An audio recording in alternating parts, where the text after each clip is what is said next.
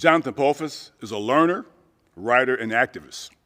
He is currently the Peace Program Associate at American Friends Service Committee, while also serving as an outreach worker with Employment Connections Cure Violence. Jonathan is from St. Louis and grew up in the meadows of 23rd Street. He graduated from St. Louis University in 2017 with a BA in African American Studies and a minor in Women and Gender Studies. Jonathan was brought in and is grounded into this kind of work by his family, academic, neighborhood, and professional relationships, including Metro St. Louis Coalition for Inclusion and Equity, St. Louis University's Black Student Alliance, and Tribe X. He is motivated as a change agent to do this work for freedom because of the streets, and is inspired by elders who have come before him, and to instill hope to the young people coming after him. I would like to introduce our keynote speaker, Jonathan Polfus. I'd like to start things off by thanking Brother Jared Hennings, Sister Brenda Lancaster, and Dr. Muma Mumba for inviting me onto this campus by way of the MLK Committee to share with you all just some reflections in some of the examples I've learned from Dr. Martin Luther King's legacy. I'd also like to give a special thank you to Ms. Tandra Taylor for connecting me to this campus. Also the videographer crew and everybody else lifting up the legacy of Dr. King in these trying times. And the title of this piece is, It's the Radical King for me. And it's the Radical King for me because it is critical, it is our duty to fight for our babies who are on the margins, starting with the basics of letting them be unashamed and grow up unashamed of who they are. That also includes a conversation about Dr. Martin Luther King's rearing. He was born January 15th in 1929. And historian Roger Bruns, a biography he wrote about Dr. King, he shares with us his rearing and development, some pieces about that he got an opportunity to attend Booker T. Washington High School. And while at that high school, he got to compete because of his oratorical capacities and talents in Dublin, Georgia.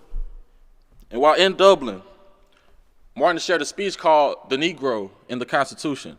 And in that piece, he focused on the hypocrisy of America. He talked about how a Christian nation, he questioned how a Christian nation can flaunt the gospel, but in practice not live it. He points directly to the nation's constant state of racial terror. And it's ironic that he gives this address when he goes to Dublin, because on his way back from Dublin to Atlanta in his hometown, he's harassed and threatened by a white bus driver, him and his young peers, for sitting in white-only seats. It's foreshadowing. You see, America has a horrific tradition of stripping away the innocence and humanity of black youth and youth on the margins. There's Gianna Floyd, that 6-year-old in Minneapolis who was without her father, George, because he was murdered by police in 2006. And I'd like to give a special shout out to hip-hop artist Lil Baby for comforting Gianna and her family during these trying times, her first 7th birthday without her father, and her first Christmas without her father. It's also Tamir Rice, that's 12-year-old from Cleveland, who was murdered by police for having a toy gun in 2014. The Associated Press on December 29th of 2020 just announced that they would not file federal charges, citing that the video evidence was insufficient. But then there's Emmett Till, that 14-year-old. It's 4 little girls whose names, Addie Mae Collins, Denise McNair, Carol Robertson, and Cynthia Wesley, all taken away from us too soon during the bombing of the 16th Street Baptist Church. But there's also 2 other kids who were murdered after the 4 little girls. There's a 13-year-old who was riding his bike, and a 16-year-old who was shot and murdered by police. America, and King understood this, repeatedly flaunts being a nation that values its babies, yet it rips the innocence away from youth on the margins. But at the same time, King understood that universities, the call to universities is that they cannot settle with learning for learning's sake. They must be on the forefront of the battle for social justice. I'm thinking about young Martin's exposure to Thoreau at Morehouse and the staff there that instilled in him a bold sense of purpose. While attending Morehouse, he read On Civil Disobedience. Of all the texts he came in contact with, he cites that as his first exposure to nonviolent resistance. And in conversation with Thoreau, he links that to the lunch counters in Greensboro, the freedom rides in Mississippi, and later on, the bus boycotts in Montgomery. He also talks about how he was encouraged by the staff at Morehouse. According to him, the staff prepared his students on a, quote, positive quest for solutions to racial ills. Now, there are bold adults across this nation who are doing the work of preparing their students on a positive quest to address racial ills in America.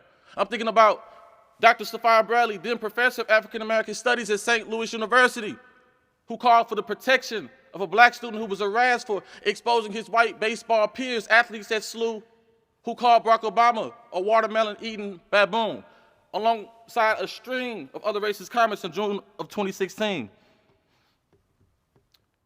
I'm already working out the W-9, so it's the bold Faculty Association of Lewis and Clark who are demanding accountability from the Board of Trustees. Per the KMOX News, we are in the wake of its Board of Trustees, the head of the Board of Trustees circulating an anti-Muslim post. That was May of 2019.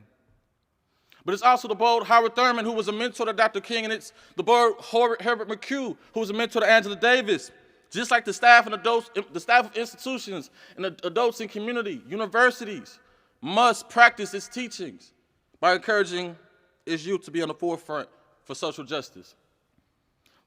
But King also understood this. Students, youth, women, the grassroots, and the streets have always put their mental, physical, emotional, and spiritual bodies and energies on the line for movement. The winter after receiving his PhD at Boston University, King didn't lead the Montgomery bus boycott alone. In fact, Indiana-born author Philip Hauser, his Twice Toward Justice, writes about the context of Montgomery. He writes about how the decision to citywide boycott didn't come from some seasoned adult named Rosa Parks.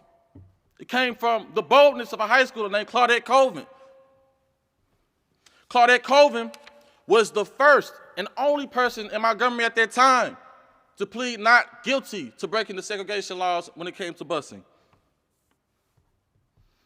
In Coretta Scott King's memoir, My Life, My Love, and My Legacy, she talks about how King was given an offer to settle at Dexter Avenue Baptist Church, and this was in '54. But King got busy once he arrived in Montgomery. King saw the outrageous treatment of a high schooler named Colvin. But then there's the great Joanne Robinson, who was a member of the Women's Political Committee and the Political Council and the WPC prior to Rosa even being arrested, was threatening to distribute tens of thousands of leaflets calling for a citywide boycott. And Coretta reminds us that it's at Dexter Avenue Church, that after Rosa Parks is arrested, E.D. Nixon, who's incensed by, not Richard Nixon, but E.D. Nixon, who's incensed by the arrest, calls Dr. King and asks him what next steps look like. Dr. King offers his church. The church was a movement headquarters in Montgomery. Coretta writes that it was unanimous that they would boycott. And so 381 days the bus boycott lasts.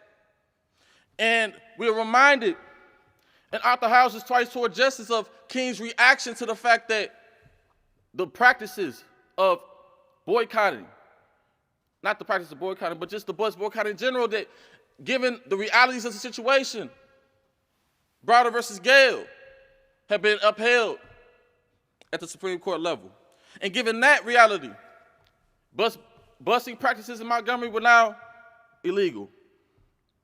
They could no longer tell you where to sit on the bus. And there's a quote in the text where there's a young girl speaking to her grandmother, because her grandmother, after they decided that the ruling would be that they no longer had to sit in the back of the bus.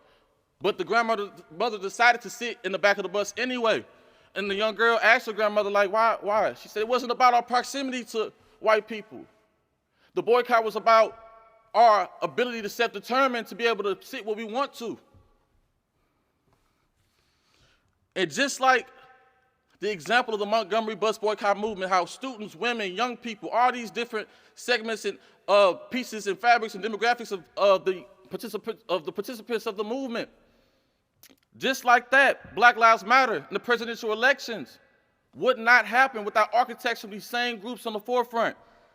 It's the cooking of Mama Kathy Daniels, that chef from St. Louis, feeding protesters during the uprisings around Michael Brown in 2014.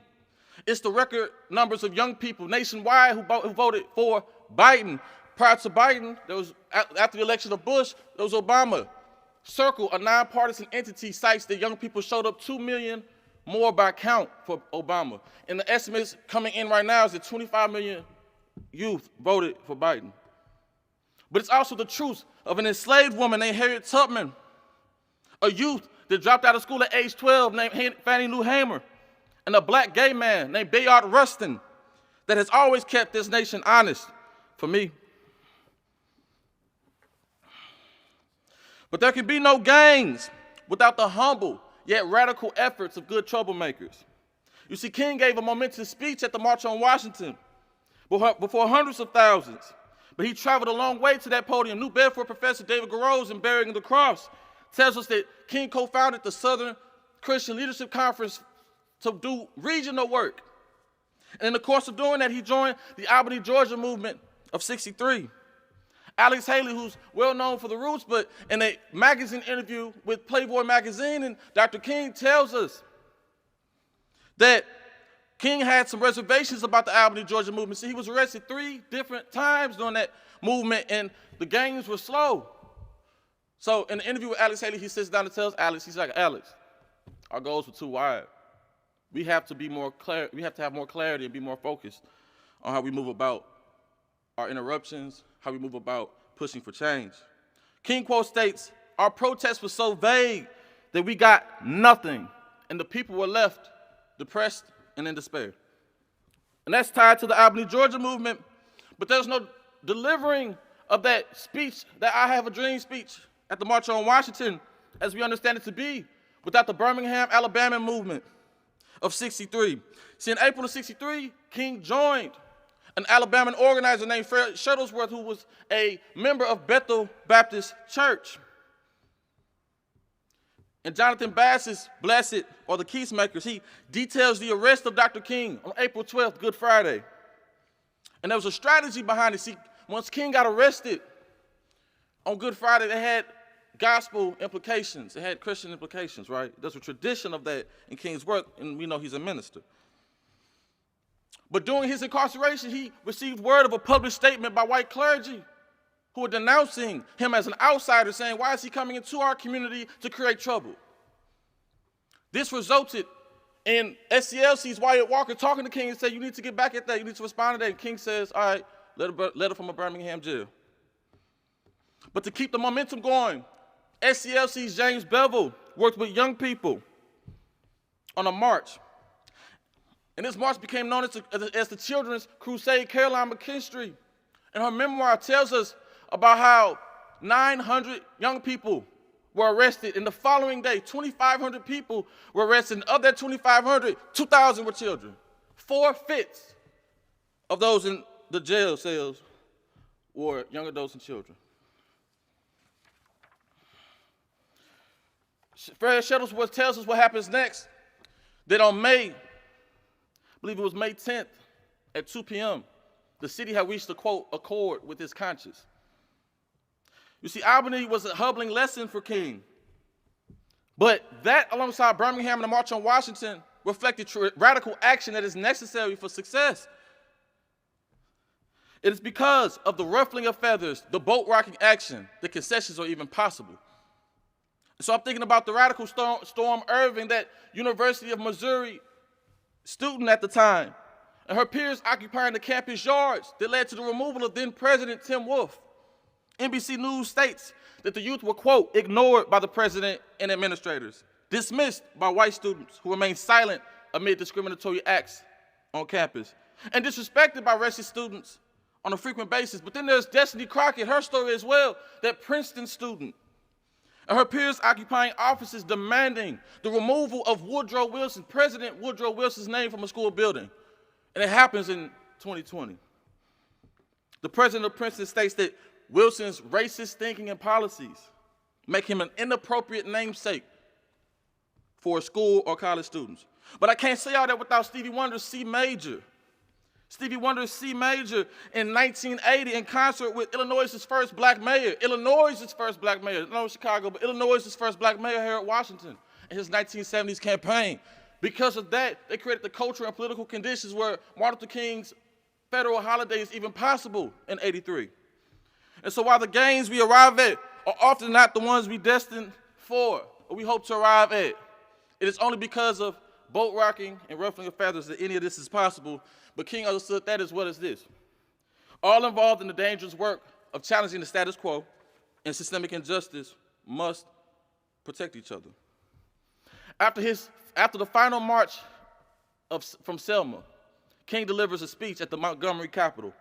And he reserves this talking point about how painful of a journey it's been for the end, but it's clear that this is high on his priority list. Historian Claiborne Carson transcribes the speech in a call to conscience. And King speaks to the blood that has been lost and spilled in the movement. He cites the example of Jimmy Lee Jackson. Jimmy was a church deacon, and because of his participation in the movement, he was a target. One day, police are assaulting his mom almost to the brink of killing him, and he intervenes trying to protect her, and they murder him. But he also cites the murder of a Massachusetts minister named James Reed, who came from the north to participate in Selma, who was jumped, assaulted, battered, and murdered by some assailants. So given the blood that has been spilled, given the trauma, the tragedy, King asks his quote, "How long of America?" And while prejudice continues to stubbornly choke the nation, the Voting Rights Act of '65 is later signed. But given the tradition of activists disappearing, dying mysteriously, having untreated health issues, suffering retaliation, King understood that there must be efforts to support each other. It's the story of Ferguson activist Bassem Mesri, who allegedly overdosed. It's Darren Seals, who was found shot and burnt up in a car. It's teenager Joshua Williams, who would be an adult by the time he's out of jail. It's Deion Jones, who was found lynched behind his home. And it's also Edward Crawford, who allegedly committed suicide for me. It's the story of Ohio activist Marshawn McCarroll, Tallahassee activist Salute for me.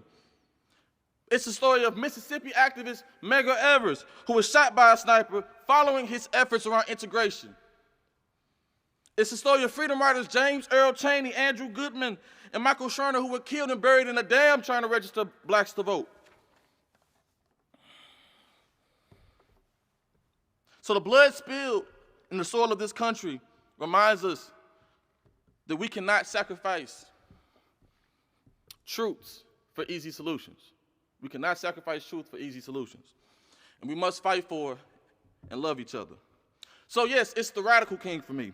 3 years after receiving his Nobel Peace Prize in the spring, King's assassinated April 4th, 1968. He's currently buried in Southview Cemetery in his hometown at 1990 Jonesboro Road in Atlanta, Georgia.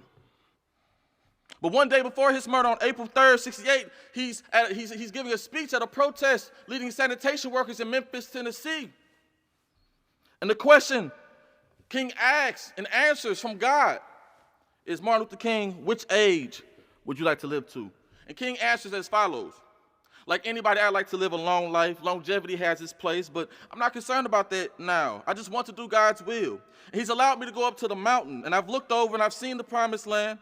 I may not get there with you, he says. But I want you to know tonight that we as a people will get to the promised land, and I'm happy. I'm not worried about anything. I'm not fearing any man because mine eyes have seen the glory of the coming of the Lord. Following this powerful address, he's murdered less than 24 hours later. But his death reminds us that we are bonded together forever. Because who knew a canister of poison would bind us forever? They launched it to separate us when it only brought us together. Clouds of aggression over our heads as we journey through war's weather. The media calling this a riot when it's really love's rebellion. So how did who that is become that's my family? How did strangers become classmates in the Resistance Academy? How did secretaries and lokes become dance partners in the waltz against brutality? How did life and passion flood the streets following a grisly casualty? They didn't think we'd fight how we fought. They didn't think we'd reject the bull they hoped we bought. They didn't think we'd apply lessons we were taught. They didn't think we'd anticipate their traps they built to get us caught. The passion of shame or the poison of shame they hurt at children, we threw back at them. The poison of pain they sprayed at women we milked till feelings were numb. The poison of bitterness they blasted at elderly, we shielded with no other outcome. And the poison of hate they fed us, we chewed through like gum. Who knew a canister of poison would bind us forever? You see, nobody, and King understood this very well till his dying breath, nobody is safe from systemic oppression. No matter how hardworking you are, no matter how educated you are, no matter how unarmed you are, no matter how you like pop over jazz, over hip hop, over rock and roll, no matter how close you are with the privileged, no matter how much on camera you are, no matter how you were raised in a two-parent household, no matter how young or old you are, no matter how respectable you dress, no matter how you wear your hair, how well you speak English, no matter how clean your arrest record is, no matter how many books you read, no matter how many weights you lift, no matter how silent or loud you are, no matter who you are, until everyone is safe, we are bonded together in struggle forever. You see, King was assassinated in April of '68, but there's an African proverb that states that if you are a good person, even after your death, you are loved.